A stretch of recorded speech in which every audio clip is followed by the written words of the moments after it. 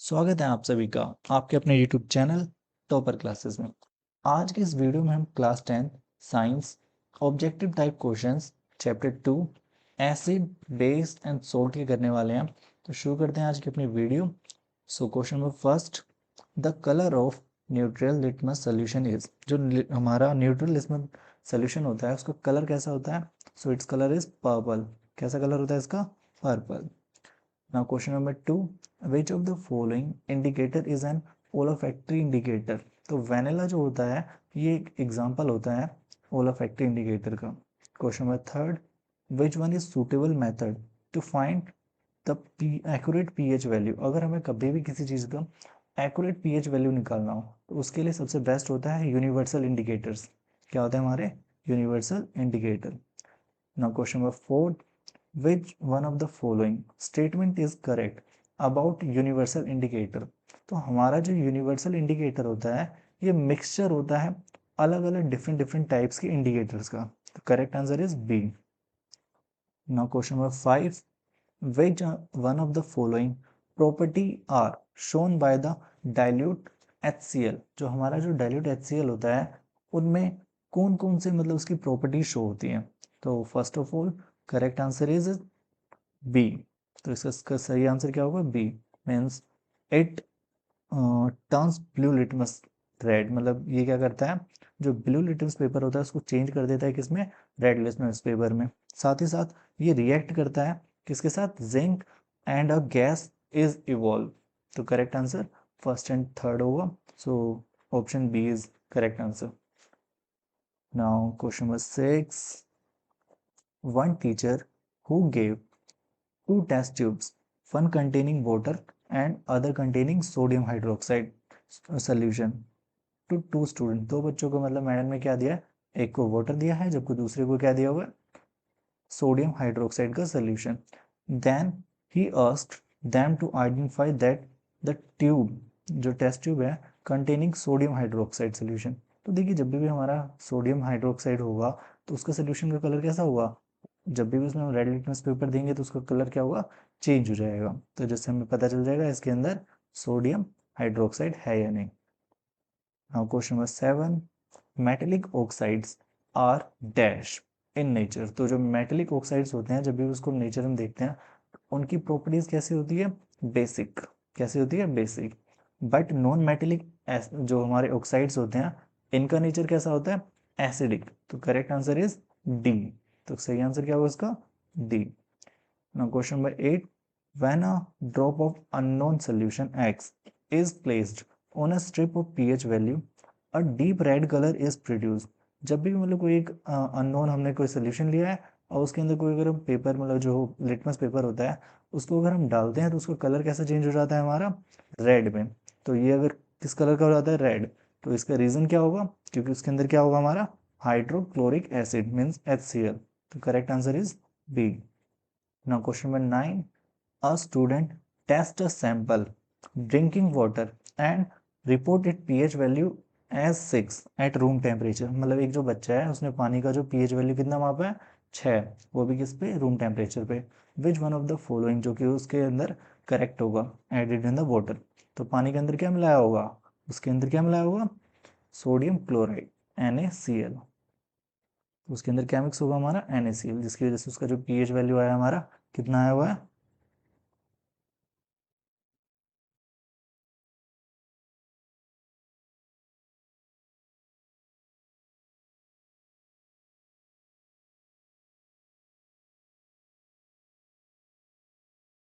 Okay, now question number 9. A student tests a sample drinking water and reported pH value as 6 at room temperature. Which one of the following might have been added in water? तो एक जो बच्चा है मतलब वो water का जो pH value है 6 मेजर करता है एट रूम टेम्परेचर। तो क्या क्या पॉसिबिलिटीज हो सकती हैं? Correct answer is a. उसके अंदर क्या पाया होगा? कैल्शियम क्लोराइड, जिसकी वजह से उसका जो पानी का जो pH वैल्यू है कितना आएगा? 6।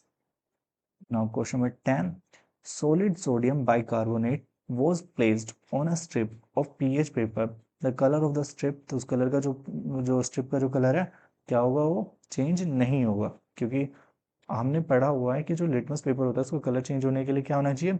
H+ या H3O आयंस का होना जरूरी है, बट अगर वो सॉलिड है तो उसमें लिक्विड तो है ही नहीं, मतलब थोड़ा सा भी, तो H+ आयन या H3O आयन रिलीज ही नहीं होंगे, जिस वजह से उसका कलर चेंज नहीं होगा। Now question number 11, 4 drops of red litmus solution were added to each of the following samples, which one turned red litmus paper to blue। तो इनमें से कौन सा है जो कि रेड टू ब्लू में कन्वर्ट हो जाएगा, तो कौन सा है हमारा सोडियम हाइड्रोक्साइड का जो सोल्यूशन होगा वो किस में चेंज हो जाएगा हमारा, red to blue. Now question number 12, the pH of which of the following sample cannot be found directly using pH paper। जो pH पेपर होता है उसकी मदद से वैसे नहीं जाना जा सकता, इस sodium bicarbonate. Correct answer is, हाँ हाँ ठीक ही बताया। Now question number 12, now question number 12, the pH of which of the following sample cannot be found directly using pH paper। तो इनमें से ऐसा कौन सा है जिसको कि pH पेपर से डायरेक्टली जाना सकता है, तो इट्स सोडियम बाइकार्बोनेट, क्योंकि ये भी क्या है हमारा सॉलिड फॉर्म में। जब सॉलिड फॉर्म में तो इसमें से H3O या H+ आयन रिलीज ही नहीं होंगे, जब H3O या H+ आयन रिलीज ही नहीं हो रहे तो उसका कलर चेंज होने का मतलब ही नहीं बनता। Now question number 13, which of the following natural source contain oxalic acid. तो ऑक्सैलिक एसिड हमारा टमाटर के अंदर पाया जाता है, so correct answer is C, tomato. Fourth, the acid found in ant sting, मतलब जो चींटी होता है चींटी के डंक में कौन सा एसिड पाया जाता है, तो उसके अंदर कौन सा पाया जाता है, methanoic acid. Question number 15, to relieve pain cause due to the acidity we can take. अगर आपको मतलब एसिडिटी है तो आराम के लिए आप क्या ले सकते हो, मिल्क का magnesia. Now question number 16, what are the product obtained when potassium sulfate react with barium iodide in an aqueous medium। तो जब भी हम किसको करते हैं, पोटाशियम सल्फेट को मिक्स कर रहे हैं बेरियम आयोडाइड के साथ, तो ये डबल डिस्प्लेसमेंट रिएक्शन होता है जिस वजह से हमें क्या प्रोड्यूस होगा, potassium iodide and barium sulphate. हम question number 17, which one of the following salt is basic in nature. तो हमारे जो नेचर में जो बेसिकली पाया जाता है वो Na2CO3 पाया जाता है। बहुत सारे बच्चे इसका आंसर NaCl दे रहे होंगे बट वो गलत है, correct answer is Na2CO3। Question number 18, which of the following salt has a maximum pH value.